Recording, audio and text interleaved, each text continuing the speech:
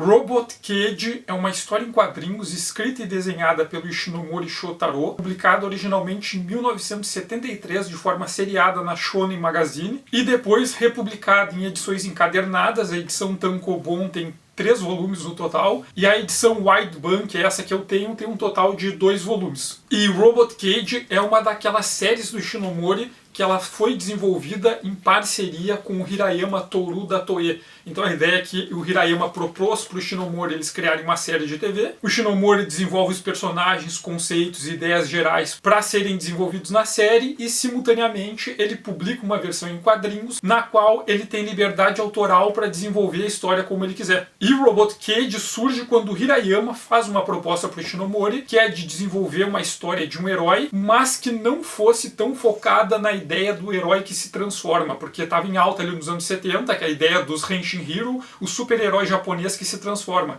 E o Hirayama propôs para o Ishinomori, não, vamos fazer alguma coisa diferente. Vamos focar menos na ideia da transformação e focar mais na temática dos robôs que estavam em alto na época. Jinzo Ningen Kikaider estava sendo um sucesso na época, e inclusive ia ter uma segunda temporada, que é a Kikaider Zero One. Inclusive, recentemente eu fiz um vídeo sobre Jinzo Ningen Kikaider e ela conversa bastante com o Robot Kid. E nessa época também estava fazendo bastante sucesso o Mazinger Z do Nagaigo. Então a temática dos robôs estava em alta e o Hirayama propôs para o Ishinomori, vamos fazer uma história de um super-herói, mas sem foco na transformação e mais foco na temática dos robôs. Então a princípio eles chegaram a pensar na série sobre esse robô que seria o protagonista, e ele também teria um mecha, teria um robô gigante e tal, mas ao longo do desenvolvimento eles concluíram que era melhor focar menos nessas batalhas de robôs gigantes. Até tem um mecha nessa história, mas é uma releitura do conceito do mecha, o mecha que não é proposto como um instrumento de batalha, de guerra, mas com outro sentido, mas que depois a gente vai ver, e focar mais em temáticas urbanas e principalmente na temática policial. É fazer uma história que fosse uma história de investigação policial. E assim se chegou no formato final de Robot Kid. E pra gente entender o Robot Kid também é interessante a gente entender esse título. Robot é claramente robô,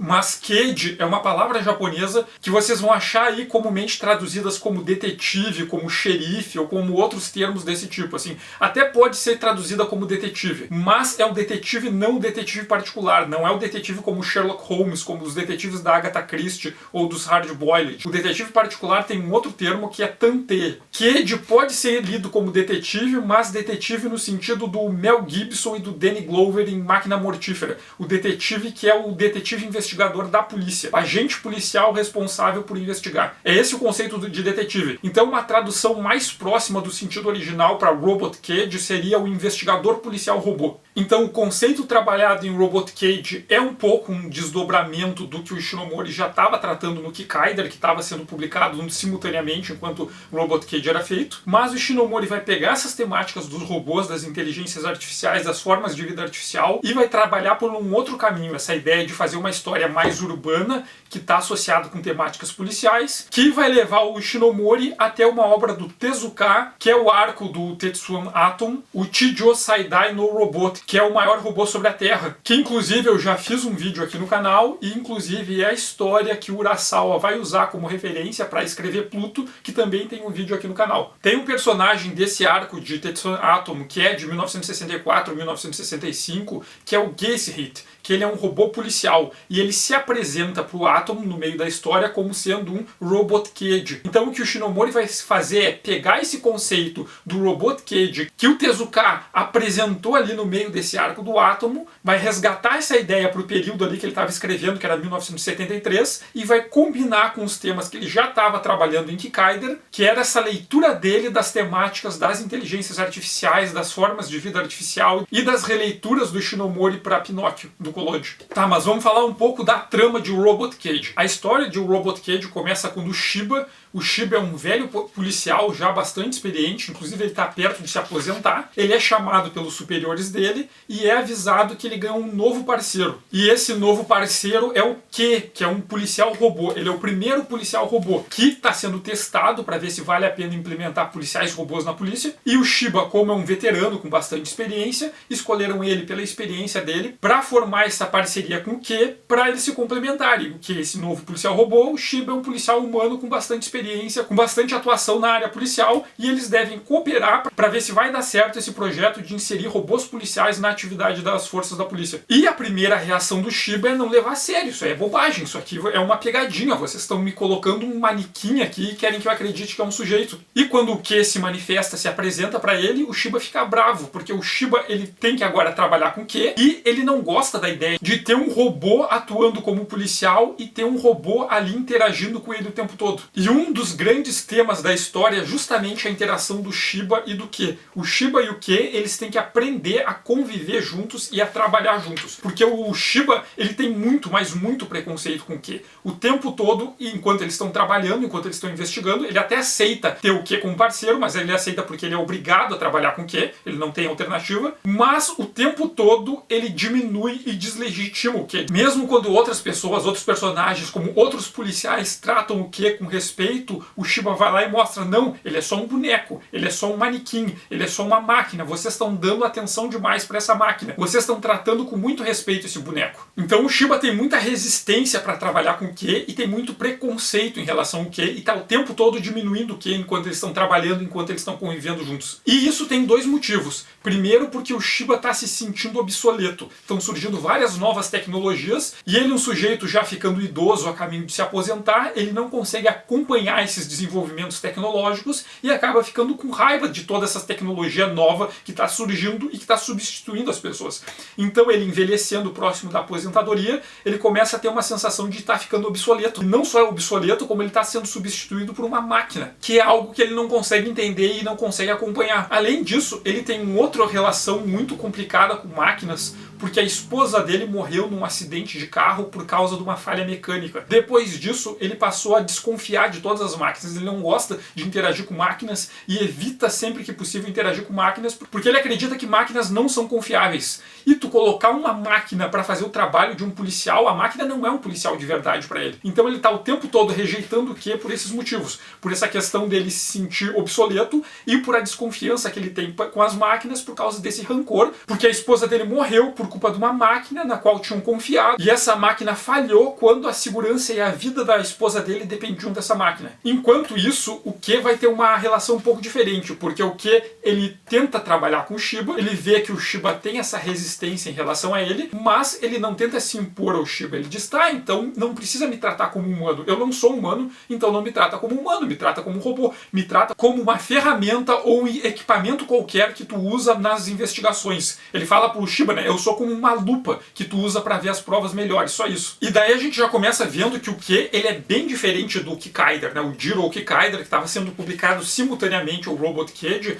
Os dois tratam dessa temática dos robôs, das inteligências artificiais, mas são abordagens bem diferentes. Enquanto o Jiro tem aquele circuito de consciência que faz dele um sujeito melancólico, que está sempre triste, que ele quer ser humano, mas ele não consegue ser humano, ele sabe que ele nunca vai conseguir ser um humano. O Q, ele a princípio, ele não tem aquela ânsia por ser humano. Ele não sofre da síndrome do Pinóquio de querer ser um menino de verdade. Ele se aceita. Pá, eu sou um robô, eu nunca vou ser um humano, então eu aceito o meu papel como robô. Mas ao mesmo tempo, tem lá no inconsciente dele uma tentativa de querer ser reconhecido, querer ser legitimado. Ele tá trabalhando com o Shiba maltrata ele o tempo todo, mas ele quer provar pro Shiba que ele é um bom policial para pelo menos ser reconhecido por ser um bom policial. Quem sabe, se ele for um bom policial, se ele realizar o trabalho dele bem, o Shiba vai ver, olha só, o Q ele também pode ser um bom policial e vai aceitar ele de alguma forma. Mas aos poucos, o Q vai começar a demonstrar uns comportamentos um pouco estranhos, inesperados para um robô. Tem um momento que o Q ele começa a escrever poemas para entender melhor o ser humano. Tem alguns momentos que o Q fica triste, ele chora e ele não entende por que eu tô chorando. Sabe, se ele é só um robô, robôs não deveriam chorar. Então ele se questiona várias vezes sobre as coisas que ele tá sentindo e que ele não entende o que ele tá sentindo. Porque o Q, diferente do Jiro, ele não almeja ser um humano, ele entende que ele é um robô, mas ele acha muito estranho quando ele, um robô com inteligência, com sentimentos, começa a ter essas sensações e sentimentos que ele nunca teve antes, por conviver com os humanos. Outras duas personagens que são importantes na história são as filhas do Shiba, a Nami e a Yumi. A Nami é a mais velha, ela basicamente é quem cuida da casa e cuida do pai dela quando ele tem as crises de rabugentice dele. E a Nami, ela olha pro jeito que o pai dela trata o Q e se sente um pouco culpada, porque o que ela olha e ele é um robô, mas ele parece muito um ser humano. Ele pensa, ele fala, se comporta como humano, ele demonstra sentimentos. E o pai dela está sempre fazendo pouco caso. Não, ele é só uma coisa. O que a princípio vai para casa deles e o Shiba manda o que passar a noite no carro. Eles vão dormir, vão jantar, vão dormir e o que fique no carro. E elas preocupadas, tá, mas ele vai ficar lá no frio. E o Shiba não, ele é só um boneco. Bonecos de ferro não sentem frio. Só que aos poucos o que vai ganhando espaço dentro de casa. O Shiba concorda depois em deixar ele entrar dentro de casa. Depois ele até ganha um quarto na casa, e as filhas do Shiba vão se apegando ao que como se ele fosse da família. A Nami, a princípio, ela fica preocupada com o jeito cruel que o pai dela trata o que, e ela tem empatia e simpatia pelo que, mas ao mesmo tempo ela tem estranhamento. Ela quer ser legal com o que, ela vê no que um sujeito, mas ela tem um pouco de medo do que. Então ela tem uma relação um pouco ambígua, que ela se esforça para integrar o que, mas ela ainda tem um pouco de medo de se aproximar tanto de uma criatura que não é um ser humano, né, que é um robô. Já a Yumi é o contrário. Logo ela se apega ao Kei e tá tratando o Kei como se ele fosse da família. O Kei, pra eles, é como se fosse um irmão mais velho ou algo assim. Então ela desenvolve um vínculo afetivo com o Kei muito forte, que ele acaba retribuindo e acaba sendo importante pro desenvolvimento do Kei, pra ele se entender o que são os sentimentos que ele tem e como ele se sente em relação àquilo. Então o Kei, ele acaba se apegando à família, apesar dele dizer que ele é só um robô. Isso tem bastante relação com o modo em que o Ishinomori trata os robôs aqui em Robot Cage, que tem diferenças em relação ao como ele trata o Jinzo Ningenki Kaider, porque aqui os robôs são robôs mesmo, o termo que se usa é robot. E eles são vistos como esses sujeitos, essas máquinas que parecem humanos, mas são criados para desenvolver trabalhos, para ajudar os humanos a desempenhar essas tarefas. Então é muito parecida com a ideia original apresentada lá nos Robôs Universais de Rossum, do Karel Čapek, a ideia dos robôs que são sujeitos criados para fazerem trabalhos que os humanos não querem. Esses servos que fazem trabalhos sem ter remuneração. Objetos que parecem humanos, mas na verdade são só ferramentas para a mão de obra para tirar os trabalhos dos humanos. E o que ele se vê assim? Ele se vê como um robô. A função dele é ser uma ferramenta para ajudar o Shiba e para ajudar a polícia. A princípio ele se vê assim e ele se diz como sendo assim, mas aos poucos a gente vê que ele acaba tendo uma vontade de criar vínculos afetivos, de se relacionar com a família do Shiba, de conseguir a aprovação do Shiba. E quando ele não consegue, quando o Shiba trata ele mal, ele se sente mal, ele chora, mas ele não briga por ser um humano, ele não quer ser um humano, ele está satisfeito em ser um robô, mas ele queria ser um robô que tivesse essa aprovação, que o Shiba olhasse para ele e pensasse, pô, esse robô é legal, esse robô é um bom policial, esse robô é da minha família. E tem um outro personagem que é relevante para a história, que é o Shinjo. O Shinjo, ele é um jovem policial que ele vê o Shiba como mentor e ele é um pretendente da Nami. Ele tem interesses na Nami, mas ao mesmo tempo ele quer que a Nami seja a esposa dele, mas ele não dá muita atenção para os sentimentos dela, para as vontades dela, porque ela quer fazer. É tipo, tu tem que ser minha esposa e a gente vai fazer isso junto, a gente vai querer isso junto, nós vamos construir a família tal juntas. E quando ela dá as opiniões específicas dela, ele diminui ou não leva muito a sério. Então ele quer ela como parceira, mas que é uma parceira que meio que repita as opiniões dele do que ela tenha tanta autonomia. E ao longo da história, essa temática dos robôs, ela vai aparecer várias vezes, inclusive com bastante influência da obra do Isaac Asimov, né, de todo aquele imaginário do Eu, Robô, das leis de Asimov e tal, a ideia de que os robôs devem existir, mas os robôs devem respeitar as leis da robótica do Asimov e eles não devem ferir os humanos, não podem causar mal a humanos e não podem, por omissão, deixar que humanos sofram maus. Então a ideia de que os robôs, eles são ferramentas, eles são instrumentos para a sociedade humana, que é diferente de Kikaider. Em Kikaider, o Ishinomori vai falar sobre a autonomia dos robôs, os robôs que querem ser sujeitos, e aqui não, os robôs são tratados como ferramentas, mas ferramentas que devem ser pensadas em benefício da humanidade, não para causar mal ou dano à humanidade. Então daí a relevância de o termo que o Ishinomori usa nessa obra ser robots. Os robots são porque os robôs, eles são vistos como ferramentas, como instrumentos. E a única pessoa que chama o Kei de Jinzo Ningen é a Yumi, porque a Yumi é a única pessoa que olha pro Kei e não vê ele como um robô, como uma máquina, como algo estranho. Pra Yumi, o Kei é um membro da família como outro, então pra ela ele é um Jinzo Ningen, ele é um sujeito, apesar de não ser um humano, apesar de ser mecânico, de ser uma máquina, ele também é um sujeito. Ele é um sujeito artificial, não é um robô, não é uma máquina objeto, é uma máquina que também é um indivíduo. E essa leitura da Yumi é justamente o contrário do Shinjo, porque o Shinjo olha pro Kei e pra ele o Kei não é gente. Inclusive ele tem bastante ciúmes do Kei, porque o Shinjo ele se vê como um discípulo do Shiba, ele acha que o Shiba dele é o mentor, ele quer casar com a Nami e ele quer fazer parte daquela família. E quando o Kei se integra naquela família e vira o parceiro do Shiba, ele começa a ter ciúmes porque ele começa a se sentir ameaçado, como se o Kei fosse roubar o lugar dele dentro daquela família. Então ele é muito mais preconceituoso com o Kei do que qualquer outro personagem. Inclusive mais que o Shiba, porque o Shiba aos poucos ele vai se modificando, convivendo com o Kei, conforme o Kei consegue resolver os casos, conforme o Kei acaba influenciando dentro da família dele, o Shiba aos poucos vai aceitando o Kei, mas de vez em quando ele percebe que ele está sendo gentil demais com o Kei na frente de outras pessoas e ele vai lá e dá um xingão, dá uma rebaixada no Kei na frente de todo mundo para não parecer que ele mudou de ideia, mas aos poucos ele vai mudando os sentimentos dele em relação ao Kei e vai aceitando o Kei na família. E vale também a gente pensar um pouco no design do Kei, como o Ishinomori construiu visualmente o Kei. Ele é um robô, mas ele se veste como um humano, ele usa terno, gravata, um casacão, uma boina, luvas, então ele tá todo vestido como um humano e a única coisa que a gente consegue ver dele de robótico é o rosto dele, porque o rosto dele não tem o que ele fazer. Inclusive várias vezes ele encontra pessoas e as pessoas acham que ele tá de máscara, e daí o Shiba tem que falar, não, isso aí não é máscara, ele é um boneco de lata mesmo. Então o rosto do Kei é a única coisa que ele não consegue esconder de robótico, porque o Kei, ele sabe que ele é um robô, ele não nega a condição dele como robô, mas ele tenta se inserir na sociedade humana, causando o mínimo de impacto e estranhamento possível para os humanos. Ele se veste, se comporta como humano para parecer mais agradável para os humanos e ser aceito com mais facilidade.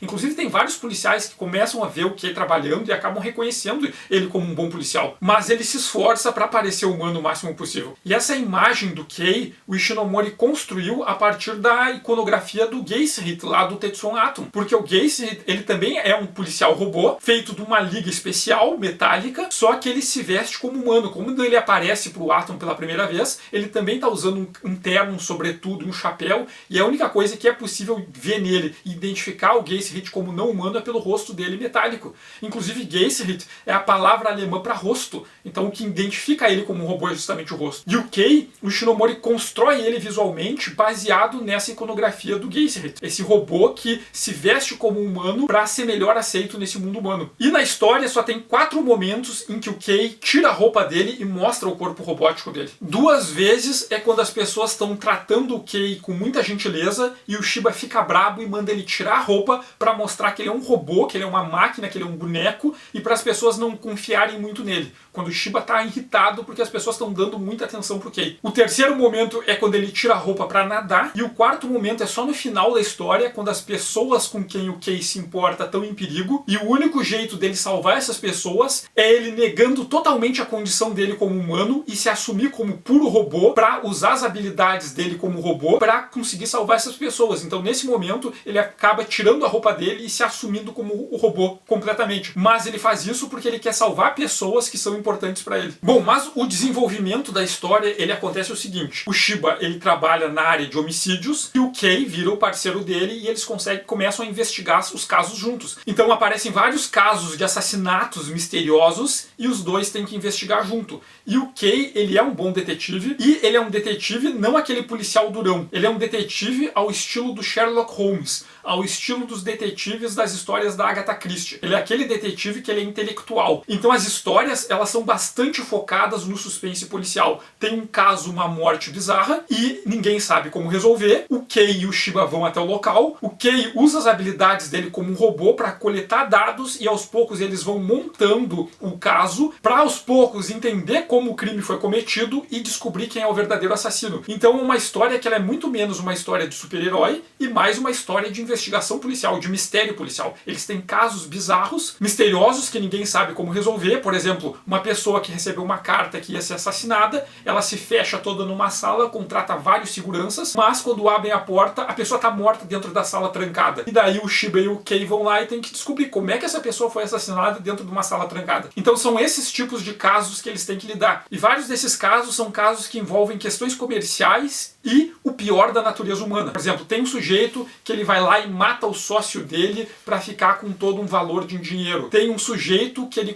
contrata um assassino para matar o pai e incriminar o irmão para ele ficar com toda a herança. Então é esse tipo de crime com que eles lidam. Então são histórias com temáticas de investigação policial. E uma outra personagem importante na história é a Mouther. Em alguns momentos, quando o Kay ele tá em dúvida, ele não entende o que está acontecendo, ele precisa de algum tipo de ajuda, ele invoca a Mouther. E a Mouther fala com ele, dá conselhos para ele. E o Kay trata a Mouther, de fato, como a mãe dele. E a Mouther é, na verdade, um mecha gigante. É um enorme mecha monstruoso, gigantesco, que vive escondido no fundo do mar. De vez em quando o Kay ele precisa de ajuda, ele é danificado em algum tipo de batalha, ele vai até a Mouther e a Mouther conserta ele e dá conselhos para ele. Então é a grande mãezona deles. E se vocês viram o Super Sentai do ano passado, de 2022, o Dom Brothers, em que os antagonistas dos Dom Brothers, os Noto, cada um deles era baseado em um diferente herói de uma série antiga da Toei. Tem um personagem que é o Dom Murasame, que ele é baseado um pouco no que? Ele é uma forma de vida artificial, ele tem que cumprir missões e quando ele está em dúvida, ele invoca a mãe dele. E ele ouve a voz da mãe dele dando conselhos para ele, dizendo o que ele tem que fazer, aconselhando o que ele deve decidir. Então a mãe do Dom Murasame, ela é muito inspirada na Mouther do Kay. Só que a Mouther do Kay é esse mecha gigante que tem uma aparência de uma deusa. A Mouther, ela tem uma iconografia que é baseado na Atena e na Artemis de Éfeso, que são duas divindades femininas gregas. Só que ela é um mecha gigante. Mas a Mouther, ela não é um mecha para combate como o Hirayama tinha idealizado no começo.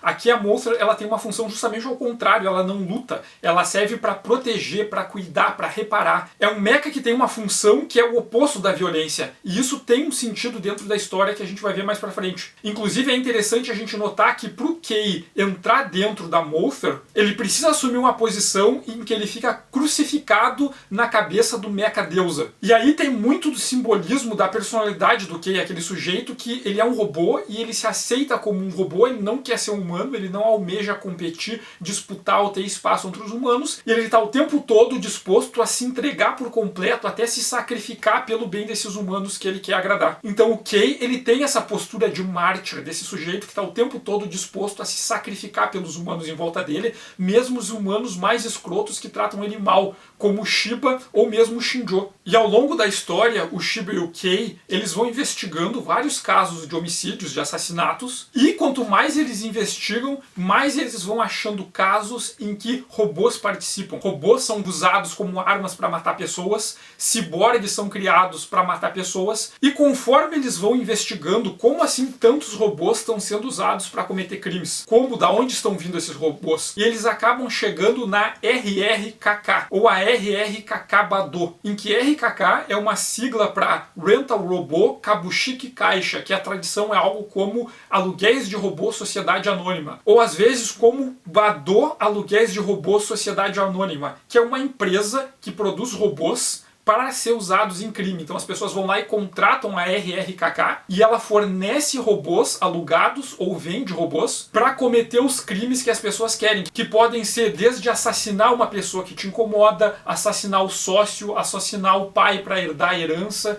Então são vários crimes que são cometidos por pessoas através dos robôs, ou mesmo tem aqueles que contratam a RRKK para transformar elas em ciborgues para eles cometerem crimes melhores. Tem uma história em que eles vão atrás de um assassino em série, um serial killer, e quando eles conseguem capturar o serial killer, eles descobrem que o serial killer ele é um ciborgue, porque ele contratou a RRKK para transformar ele num ciborgue para ele matar com mais eficiência. Então a história acaba se desenvolvendo a partir dessas tramas policiais. Aos poucos eles vão investigando diferentes casos e conforme eles resolvem um caso, e é sempre um caso de mistério com investigação, que eles têm que descobrir o culpado com lógica, mas quanto mais eles investigam, mais tem a participação de robôs e mais direta é essa participação de robôs dos crimes. Então eles entendem que tem essa empresa, é uma empresa especializada em aluguéis de robôs para serem usados em crimes, que acaba virando o grande os arqui-inimigos deles, mas que eles não conseguem lidar diretamente, eles estão sempre lidando com os crimes de pessoas que alugam, que contratam essa empresa para cometer os crimes pessoais,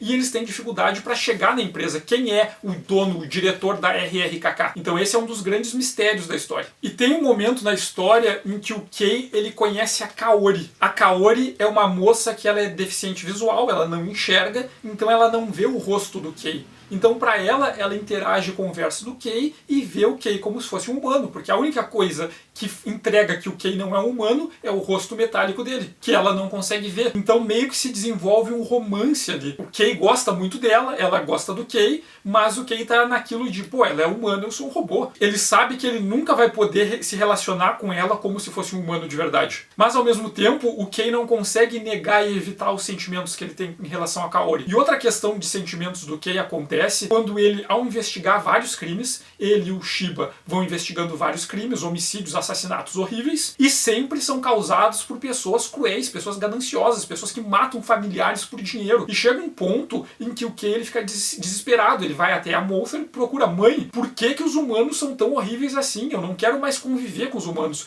O Kei ele entra em pânico, porque ele acha que os humanos são capazes de fazer coisas tão horríveis que ele não consegue lidar com a natureza maligna dos humanos. Então é um robô que não consegue lidar com o fato de como os humanos podem ser maus e cruéis, como os humanos podem não ter empatia. Então aqui o Ishinomori se aproxima de vários temas que ele estava tratando simultaneamente no Kikaider, mas por uma outra abordagem. Tem essa relação do contraste do humano e do robô, o robô que é capaz de sentir e o humano que é humano, mas ele consegue ser indiferente, cruel e mau, mas a partir de uma abordagem diferente daquela que o Ishinomori estava fazendo ao mesmo tempo no Kikaider. Então o Robot Cage e o Jinzo Ningen Kikaider acabam se relacionando muito, apesar de serem bastante diferentes, em alguns elementos eles conversam bastante, interagem bastante uma com a outra. E mais pra frente na história, tem um momento em que o Shiba ele finalmente conhece a mãe do Kei. Quem é a Mother? A Mother é aquele grande mecha, mas tem alguém que pilota, que controla o mecha. E quem pilota a Mother, que é a criadora do Kei, é a doutora Kirishima Saori. E é uma mulher que vive dentro de um robô que lembra uma estátua gigante da deusa Atena e que se chama Saori. E daí vocês conseguem pegar mais uma obra que usou o Robot Cage como referência. E a doutora Kirishima Saori, ela conta que a tecnologia que ela usou para criar o Kei e para criar todos esses robôs dela, ela é uma continuidade, é uma tecnologia que foi criada pela mãe dela. E a mãe dela era uma cientista que trabalhava para o governo japonês para desenvolver armas de destruição em massa durante a Segunda Guerra Mundial. Então ela desenvolveu tecnologias bélicas de robôs que eram para o Japão usar durante a Segunda Guerra Mundial, mas a guerra acabou antes desses robôs poderem ser utilizados. E o que aconteceu foi que o irmão dela, o Kirishima Ryuji, o irmão mais novo dela, ele tem um rancor profundo pela humanidade. Ele acha que os humanos são todos cruéis, são todos malignos, são todos horríveis. E ele usou essa tecnologia que a mãe deles criou para criar a RRKK e criar essa empresa que cria robôs para os humanos cometerem crime. Porque cada vez que o humano contrata a empresa dele para usar esses robôs, para matar pessoas, para cometer crimes por benefício próprio, por dinheiro, por questões materiais, o Ryuji acha que a teoria dele se comprova. Olha só como realmente os humanos são pessoas malignas, cruéis, e eles nem mereciam estar vivos. Então eles têm que se matar mesmo, e o Ryuji está dando essas armas para os humanos porque ele quer que os humanos se exterminem, porque ele acha que os humanos não merecem viver. E a doutora Saori, ela vendo o irmão dela usando a tecnologia que a mãe deles criou para transformar em arma, ele usando de fato aquela tecnologia como arma, ela tentou fazer o oposto. Para compensar, ela usou aquela tecnologia para fazer algo que não fosse violência. E nisso ela cria a Mother, que é um mecha, mas não é um mecha que luta, é um mecha que protege, que conserta, que cura e repara, e criou o Kei, e enviou o Kei para a polícia para ajudar a polícia a impedir os crimes que o irmão dela está promovendo. Então aqui o Ishinomori, a gente vê que também tem uma influência dessa tradição dos mechas, dos robôs que o Hirayama queria usar. O Hirayama queria usar, uma das referências era o Mazinger Z, que vem dessa tradição dos mechas, que a tradição dos mechas, inclusive tem um vídeo aqui no canal, trata muito dessa questão da herança maldita, de toda uma sociedade, uma cultura bélica que as antigas gerações desenvolveram no Japão e deixaram como herança para as novas gerações. Toda uma sociedade que foi construída em volta de ideais militares, principalmente ali na Segunda Guerra Mundial, né? Toda uma cultura baseada em invasão de outros países, em questões militares. E uma das questões centrais para a temática do mecha é justamente como lidar com essa herança. Pô, deixar um robô atômico feito para exterminar pessoas como herança. Como é que eu vou lidar com isso? O que eu vou fazer com esse monte de arma que me deixaram? E o Ishinomori, ele vai pegar esse tema que era relevante, que o Nagai estava discutindo do Mazinger Z, que tinha aparecido em toda a tradição mecha anterior, tá lá no Giant Robot, tá lá no Tetsujin, essa temática dessas armas que são deixadas como herança para uma nova geração, e aqui é sobre a doutora Saori. A mãe dela criou essa tecnologia tecnologia terrível que não tem ética nenhuma, tecnologia que foi criada justamente para matar, especificamente para matar, e o irmão dela tá usando para isso. Ele pegou essa tecnologia que a mãe deles criou para matar e tá usando para matar. E a doutora Kirishima Saori, ela se sente culpada. Essa tecnologia que minha mãe deixou tá sendo usada para algo terrível. E ela tenta usar isso para compensar, para tentar fazer alguma coisa para se opor a isso. Ela tenta colocar ética nesse legado que a mãe dela deixou. Só que nesse ponto, o Kei, ele entra em crise. O Kei, ele não sofre igual o Jiro por não ser humano. Ele não fica angustiado porque ele nunca vai ser humano. Mas o Kei, ele entra em crise existencial quando ele descobre que, na verdade, ele foi criado a partir dessa tecnologia bélica. O Kei descobre que, na verdade, a origem dele é uma ciência sem ética que foi feita para matar. Que ele também é uma arma e que esses robôs que ele combate, esses robôs que são usados para morte, para assassinato, têm a mesma origem dele, são parentes dele. E aí que o Kei surta. Aí que o Kei entra numa crise existencial em saber que ele é uma arma, que a origem dele, ele nasceu como uma arma, que é justamente tudo aquilo que ele negava e que ele combatia, que ele queria evitar. A ciência usada sem ética para matar pessoas, que ele nasceu dessa ciência sem ética. Então o Robot Kid, ele foi feito ao mesmo tempo que o Jinzo Genki Kaider, que também trata dessas temáticas dos humanos artificiais, das inteligências artificiais, dos robôs com sentimento, de versões do Pinóquio. Só que mesmo tendo sido feito pelo mesmo autor ao mesmo tempo, ele não é nada repetitivo, justamente ao contrário, ele complementa Kikaider em várias formas, porque ele fala de temas próximos, mas por uma outra abordagem, mostrando outros pontos de vista sobre o mesmo tema, e acaba que as duas obras, elas se complementam, elas conversam bastante e elas se complementam muito a outra. Outro ponto que merece destaque é como o Ishinomori constrói a narrativa visual de Robot Kid. Assim, Ishinomori no auge dele. Porque aqui a temática é de histórias de investigação policial. Então não se tem muitas cenas de lutas propriamente ditas, mas tem muitas cenas que são inspiradas no cinema policial e no cinema western. Tem muitas cenas de duelo. Cenas sem texto nenhum, só com a narrativa baseada em imagens, com grandes perseguições, grandes duelos, grandes trocas de tiro, que são assim dos dias mais inspirados do Ishinomori. Que são cenas que são bonitas, que a narrativa é muito bem desenvolvida e que passam toda essa tensão de uma cena de tiroteio, de uma cena de perseguição policial, de uma cena de um duelo de pistoleiros. Então Robot Kid é Ishinomori no auge, que combina as questões das formas de vida artificial, das inteligências artificiais, das releituras de Pinóquio, das criaturas artificiais com sentimentos que eram tão importantes para o Ishinomori, com as questões das histórias policiais, da temática da investigação de crimes, dos detetives intelectuais que vão montando os casos e desvendando o que aconteceu. Outro ponto que é interessante como o Ishinomori desenvolve narrativa e visualmente é como ele trata questões dos crimes, porque ele mostra crimes que são brutais, eles mostram assassinatos terríveis. E o Ishinomori aqui ao longo da história ele vai mostrando, olha só como os humanos podem ser cruéis, olha como os humanos são horríveis com outros humanos. Talvez o Ryuji ele esteja certo em acreditar que todos os humanos eles são cruéis e terríveis e sentem prazer a causar mal para os outros. E botar isso em relação ao Kei, como o Kei vai vendo aquilo ali, a princípio ele está investigando, mas aquilo vai perturbando o Kei aos poucos e isso vai perturbando o leitor também. Então tem momentos em que o Ishinomori vai contar a história, ele vai falar coisas do cotidiano, tá lá o Shiba com as filhas dele em casa, eles estão fazendo um trabalho de escritório e tal, e do nada entre os quadros tem uma cabeça no fundo preto. Daqui a pouco tem mais uns quadros e tem uma mão solta no fundo preto. Aparecem pequenos detalhes, fragmentos de algo terrível acontecendo. E esse algo terrível é o criminoso atuando, praticando os crimes dele. Então, ao mesmo tempo em que as pessoas estão vivendo a vida do cotidiano delas, tem pessoas que são horríveis fazendo coisas horríveis em algum lugar do mundo. E esses pequenos fragmentos são soltos, é uma mão decepada, uma cabeça solta. Para mais adiante, o Shiba e o Kei chegarem numa cena de crime, por exemplo, terem que lidar com um assassino em série que desmembra as vítimas. Ele mata as pessoas e esquarteja elas e espalha os membros, expõe os membros. Então, ao longo da história, tem vários casos em que eles estão fazendo coisas do cotidiano e tem alguns quadros no meio dessas questões do cotidiano mostrando pequenos detalhes de algo terrível que só vai ser mostrado de fato, completo,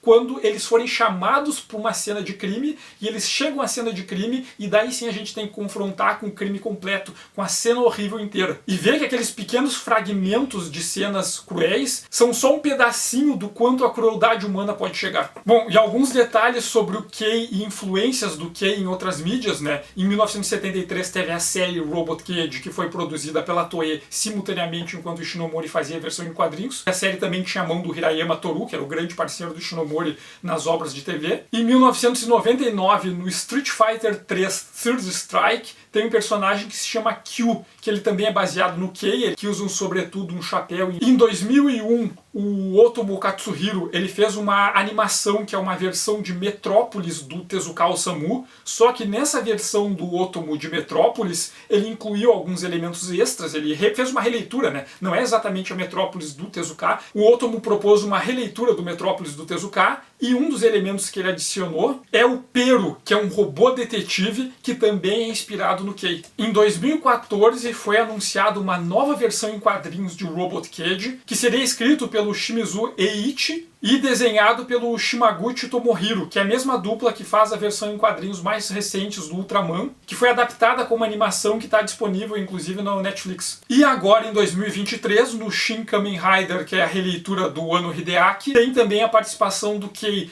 Ele aparece na versão em quadrinhos que é prequel do filme e aparece no próprio filme Shin Kamen Rider. Então Robot Cage acaba sendo uma obra importante do Ishinomori justamente por atuar e funcionar junto com Jizo Ningenki Kaider. As duas obras conversam bastante, complementam bastante essa leitura do Ishinomori sobre as formas de vida artificial e sobre as inteligências artificiais. E é uma obra que segue até hoje, tendo releituras e influenciando outros autores e outras obras. Então por hoje era isso. Agradeço quem assistiu até aqui. Peço que quem gostou aperte no curtir, compartilhe com os amigos. Se vocês ainda não seguem o canal, eu convido para passar a seguir o canal e para dar uma olhada nos outros vídeos. Agradeço bastante aos apoiadores do canal, porque é graças aos apoiadores do canal que eu estou podendo produzir vídeos com mais frequência. Inclusive, vários dos vídeos são decididos em votação no grupo dos apoiadores. Se vocês não conhecem, eu convido para ir lá na página do Ilha Kaiju no Apoia-se. Sintam-se à vontade para comentar aqui embaixo e obrigado e até o próximo vídeo.